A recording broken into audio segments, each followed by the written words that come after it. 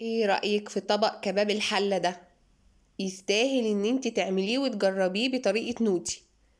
بصي الصوصة بتاعته مش غامقة ازاي وفاتحة، واللون اللحمة مش غامق. هقولك على كذا تركاية يطلع بنفس النتيجة دي ان شاء الله. بصي واللحمة مستوية ازاي، حاجة كده عظمة، وطبق سريع التحضير ومكوناته سهلة وبسيطة. وكمان بصي هاخدلك حتة بالشوكة اوريها لك اهي. اتفضلوا معايا. بصوا دايبة ازاي اللحمة، ولونها وطعمها خطير، ولا ريحتها بقى اخطر.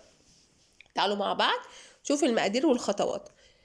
هنا بنات معايا ان شاء الله كيلو لحمة متقطع قطع، ومعايا بصل كتير، يعني كباب الحلة بيحب البصل الكتير، ومعايا طماطمتين وفلفل الوان، ومعايا هنا لورا ورق لورا، ومعايا فلفل حصى، ومعايا 2 حبهان، فصين حبهان، ومعايا هنا جوز الطيب، بابريكا، فلفل اسمر ناعم، ومعايا مكعبين زبده.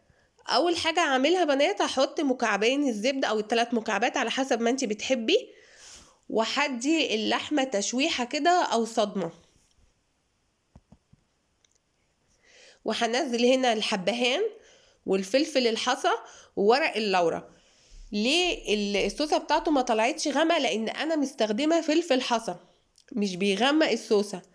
الفلفل الناعم لو هتحطيه يبقى بسيط جدا، لان هو بيغمق الصوص. هنزل باللحمه بعد كده هشوحها.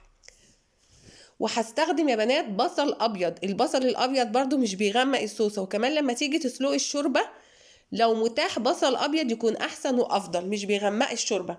اما لو مش موجود استخدمي المتاح اللي هو البصل الاحمر. هنا عطيتها صدمه كده، بديها صدمه تشويحه بورق اللورا والحبهان والفلفل الاسمر الحصى. يعني لو موجود عندك استخدميه افضل من الفلفل الناعم، عشان الصوصه بتاعتك ما تطلعش غامقه. وهنا بسيبها بتنزل ميتها شويه، وبعد كده هنزل بالبصل واشوحه معاه واسيبه شويه كمان.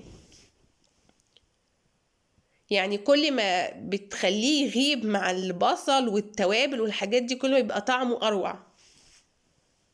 هنا نزلت بالبصل، وبيحب البصل كتير كباب الحله. يعني لو عامله نص كيلو حطي نص كيلو بصل، ولو حاطه كيلو لا ما تحطيش كيلو بصل، يعني حطي كميه معقوله. كباب الحلة بيحتاج بصل كتير، بيديله طعم رائع. هغطي برضو بنات وهسيبه يتشوح مع اللحمة، وبعد كده هنزل بالفلفل.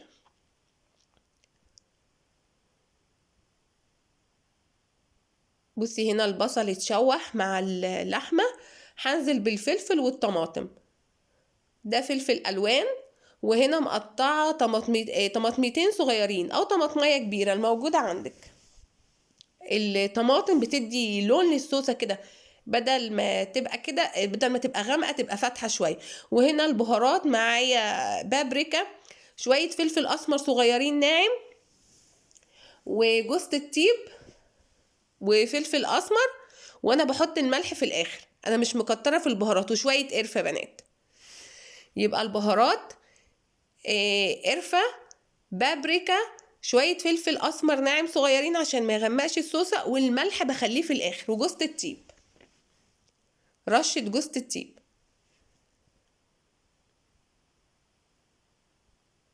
هنا بعد ما خلصوا بصي بتنزلي بقى بالمية تدريجي، ولازم تكون سخنة، وشوية مية صغيرين بشوية مية صغيرين، لا تلاقي كباب الحلة اتقلب معاكي لحمة مسلوقة. انت مش بتسلقي لحمة فمش هتحطي مية كتير، فالمية حبة بحبة تدريجي، والمية لازم تكون سخنة عشان اللحمة ما تنشفش منك.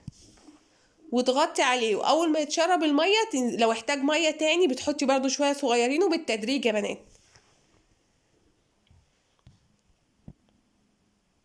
هنا بعد ما تشرب المية بتاعته هنزل بشوية مية تاني تدريجي، وبرضو المية تكون سخنة.